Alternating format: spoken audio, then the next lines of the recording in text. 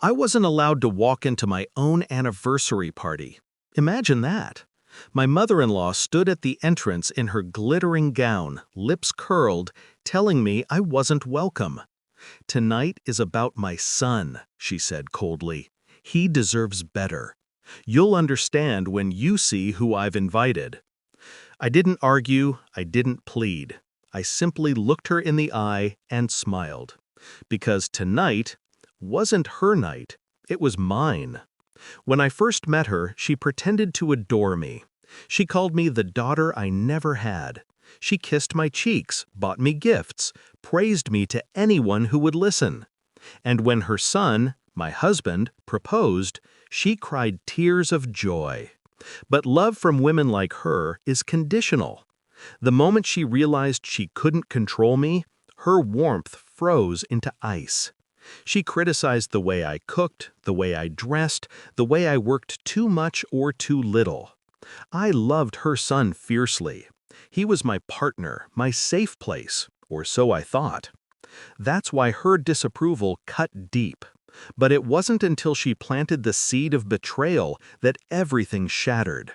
It started with whispers, a perfume on his shirt that wasn't mine, late nights explained away with flimsy excuses, a distance in his eyes I couldn't bridge no matter how tenderly I tried. Then I saw the message, a careless, drunken slip, her text flashing across his phone. "She'll be gone soon. Be patient. I'll make sure she's out of the way. You deserve someone like her, not this burden." Her. She was already lining up his replacement bride, handpicking a woman she approved of, grooming her to take my place. And he? He didn't resist. He welcomed it. My world cracked, but I didn't scream. I didn't confront. I became silent, observant, calculating. Grief burned away into clarity. I realized my marriage wasn't a partnership.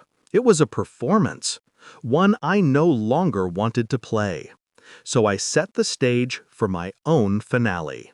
Quietly, methodically. I met with a lawyer, and every hidden financial tie he thought was safe in his name became mine.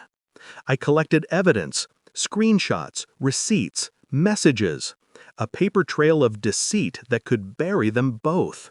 And I waited for the perfect moment. When the invitation to our anniversary gala arrived, dripping with my mother-in-law's influence, I knew. This would be my stage, my confession, my revenge. On the night of the party, I didn't arrive in a gown. I arrived with a folder. I slipped into the venue quietly, uninvited, but prepared. The hall glittered with chandeliers. Laughter bounced against marble walls. And there, standing proudly beside my husband, was the woman she had chosen for him, draped in red silk, introduced as a dear family friend. Guests whispered.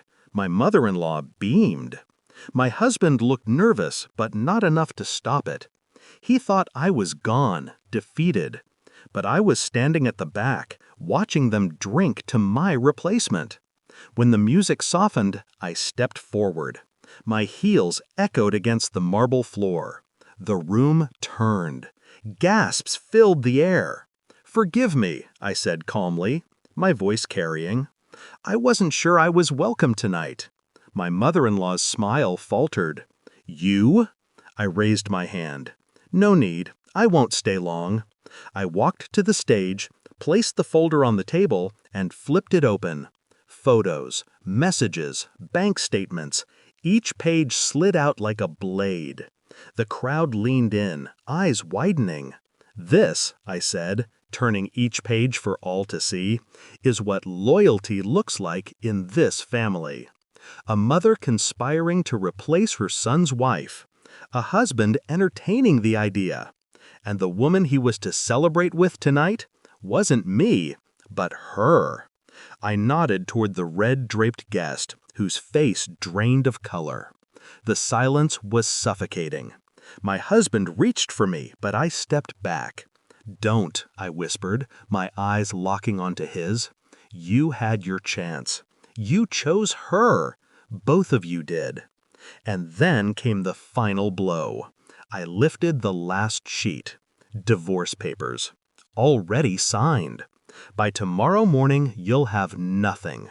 Not the house, not the accounts, not the reputation you think protects you. Everything you tried to hide is mine now. I handed the papers to him. His hands trembled.